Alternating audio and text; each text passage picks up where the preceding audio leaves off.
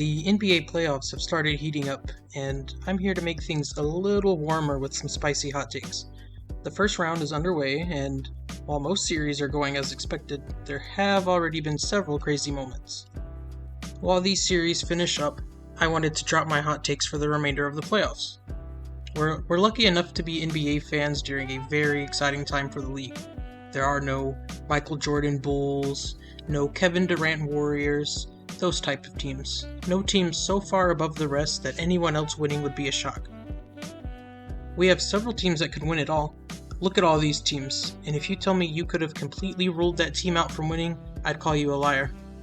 Sure, some teams had or have lower chances than others, but I could have seen any of them winning if everything broke right. This doesn't even include teams like the Clippers or the Nuggets, who I think would have had a chance if healthy. With that, let's get into my takes. I've got a few here for you. First up, I think we're going to get a rematch of last year's finals. I do start with this one because it's probably the least toasty of my opinions here, but I do think that it still qualifies to make a solid set-in-stone pick here. You might be thinking, oh, how is that hot at all? But rematches are rare. It takes so much to get back to the NBA Finals. Luck, injuries, etc. People just last year thought the Suns and Bucks only made it due to injuries, so clearly people weren't thinking they're the two best teams. I do. People got spoiled by the Warriors versus Cavs era, matching 4 straight times, but that's not normal. Before that, the last 2 times we had a finals rematch were the Heat and the Spurs in 2014, and then all the way back in 1998 when the Bulls met the Jazz for a second time. And just look at the field of teams and contenders we have this year. Picking those two to definitively make it out of the pack feels at least a little spicy to me. I think the Bucks will best the Celtics or Nets in the second round, and after that, the 76ers will be light work in comparison. The Suns, on the other hand, the best team in basketball, and they have been all year. I think they're on a mission, and I would take Suns in 7 in the rematch this time around. I would like to put a little asterisk on that prediction, though, and say if both teams get healthy and get Devin Booker and Chris Middleton back in time for their second round matchups. If not, I think both teams will lose. Middleton's injury occurred as I was in the writing process for this video. Things change quick in the NBA. I don't think the Bucks can withstand his injury against a serious conference contender like the Celtics or the Nets in the next round. For my next hot take, I think the Celtics will beat the Nets in 7 here in the first round. This has potential to age poorly very fast considering when this video is due out, it'll release on the day of a potential Game 6. A number 2 seed defeating a number 7 seed should not be considered much of an upset, but here we are.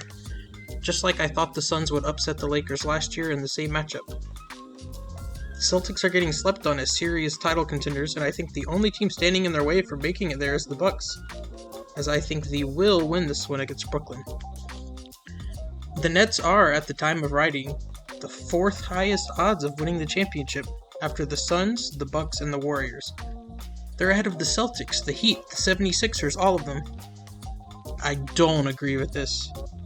And don't get me wrong, I'm very high on the Nets. I think Kevin Durant is a top 2 player in the world alongside Giannis.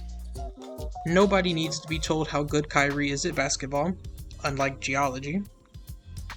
And overall, they are a deadly team offensively. The problem comes in defensively. 24 of the last 26 NBA champions finished top 10 defensively. The 2 exceptions?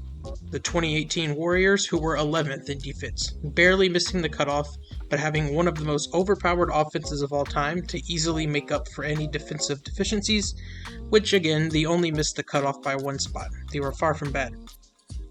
The other team was the 2001 Lakers, which finished 21st and are the true exception to the rule, but that was over 20 years ago, and the level of dominance Kobe and Shaq were able to have is now unparalleled.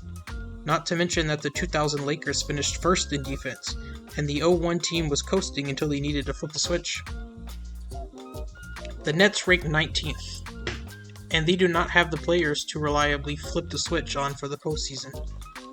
Maybe if Ben Simmons was healthy and in form, that would help, but this is not the case.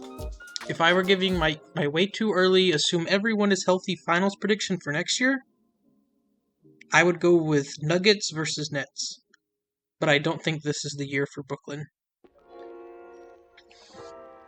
Next up, I believe the Memphis Grizzlies will upset the Warriors in the second round. Everyone expects this young Grizzlies team to lose due to their youth and their inexperience, but I don't.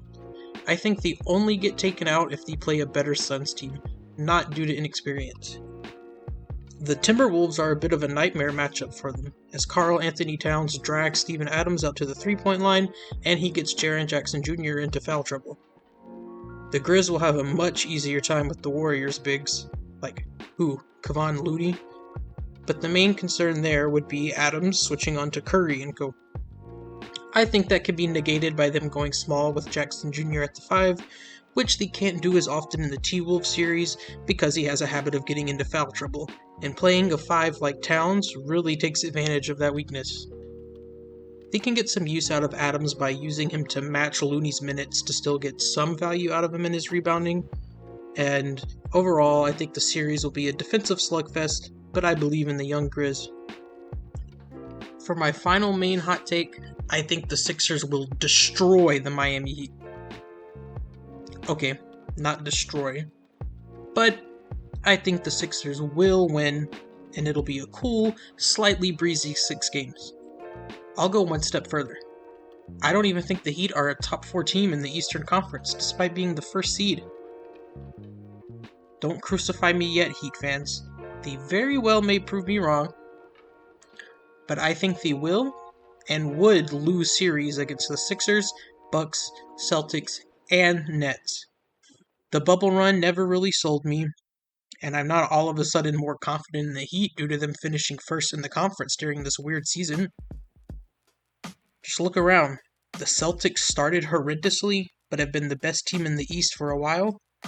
The Sixers didn't have Simmons or Harden for much of the season. Each of the Bucks' big 3 missed around 20 games. And the Nets were obviously without KD and Kyrie for most of it. Yes, the Heat had their own problems too, but I think if all things are equal, as they are for the most part these playoffs, they're the 5th best team in the conference. On the other side, I think Harden and Embiid are getting underrated as a duo, which sounds crazy to me considering those names, and I think it's mostly due to James Harden. He is far from the peak 2018 to 2019 James Harden, but he is still a damn good player. His Sixers numbers are in line with his Nets numbers this season, but people are treating him like he's fallen off since the trade even more. In my time watching the NBA, I've learned that 90% of the time talent prevails. And 90% of those times, that talent really only matters for the first 2 or 3 guys on the team.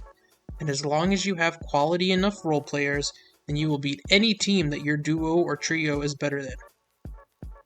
The Sixers have the best duo in the East after KD and Kyrie, but with none of the defensive woes that come with that Brooklyn team. I do think Milwaukee or Boston would beat Philly, but they've got a chance here.